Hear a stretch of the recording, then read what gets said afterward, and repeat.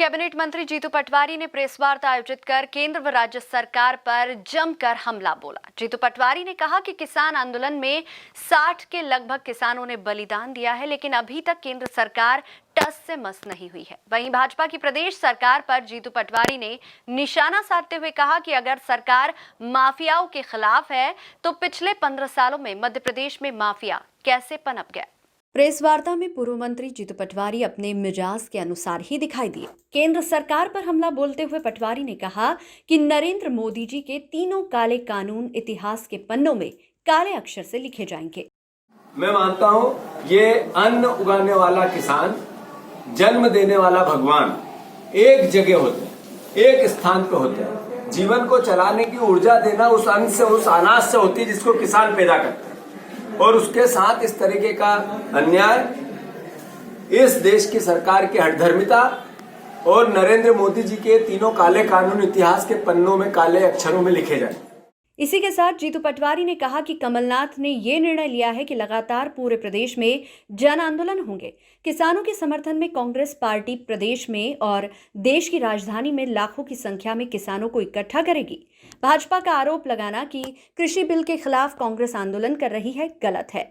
हम सिर्फ किसानों के साथ उनके समर्थन में खड़े हैं। ये आंदोलन किसानों का ही है।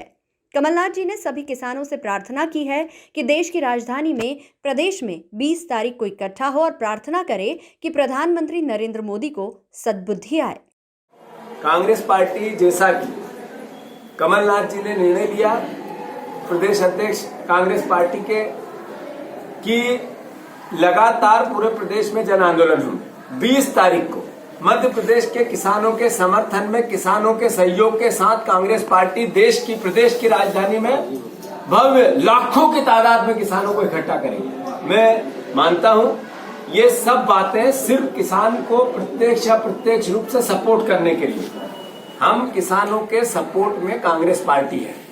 भारतीय जनता पार्टी को ये बहाना कि ये कांग्रेस आंदोलन करवा रही है नहीं देना चाहते। ये किसानों का ही दर्द है। प्रदेश के मुख्यमंत्री शिवराज पर भी आरोप लगाते हुए पटवारी ने कहा कि मैं प्रतिदिन सीएम शिवराज सिंह चौहान की हेडलाइन देखता हूं। उन्हें शौक है हेडलाइन बनाने का। एक दिन कहते हैं ठोक दो, एक दिन कहते हैं गाड़ दो। ऐसे शब्द किसी मुख्यमंत्री को शोभा नहीं देते। पिछले 15 साल की भाजपा की सरकार पर जीतू पटवारी ने निशाना साधते हुए कहा कि पिछले 15 सालों में मध्य प्रदेश में माफिया कैसे पनप गया।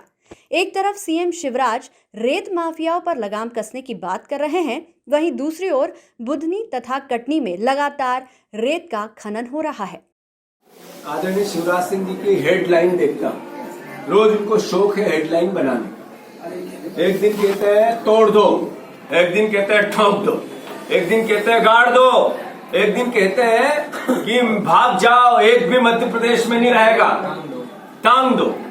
ये मुख्यमंत्री की भाषा है। विनम्रता से सख्त प्रशासन क्या होता है, एक बार भी कभी बयान दिया इस तरह का कमलनाथ जी ने? इस तरह की जितनी भी मोटिवेशन उन्होंने मध्य प्रदेश में 15 साल में माफिया पनपा कैसे, पर एक तरफ आप रेत को लेकर कटनी के कलेक्टर को हटाते हो और दूसरी तरफ बिना नंबर के रेत सीहोर और बुधनी में से निकलते जाते हैं। दो आंखें क्यों, दो व्यवहार क्यों, दो सोच क्यों?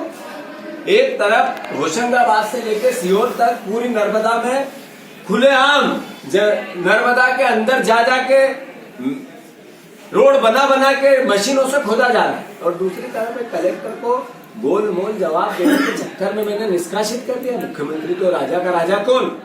उच्च शिक्षा मंत्री मोहन यादव पर भी निशाना साधते हुए पटवारी ने कहा कि उच्च शिक्षा मंत्री की मैंने प्रेस कॉन्फ्रेंस देखी थी। उन्होंने जो बातें कही वह मेरे कार्यकाल के आसपास की ही बातें थी। व्यवस्था आज भी वैसी ही है, लेकिन उन्होंने ये नहीं बताया कि अतिथि विद्वानों की वैकेंसी का क्या हुआ। पूर्व की सरकार में अतिथि विद्वानों के आमंत्रण पत्र बनाए गए थे, आज तक उन्हें आमंत्रित क्यों नहीं किया गया? उच्च शिक्षा मंत्री जी की अभी कुछ दिन पहले मैंने प्रेस कॉन्फ्रेंस देखी।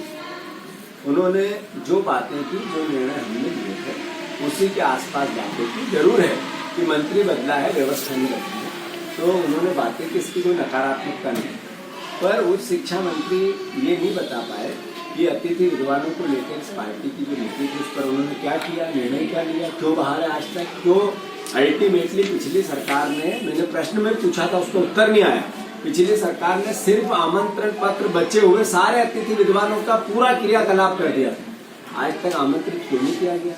बहरहाल अब देखना दिलचस्प होगा कि पूर्व मंत्री जीतू पटवारी के जोरदार जुबानी हमले का क्या असर प्रदेश की राजनीति में दिखाई देता है। खबरों में फिलहाल इतना ही। लगातार न्यूज अपडेट्स के लिए देखते रहिए मृदुभाषी न्यूज।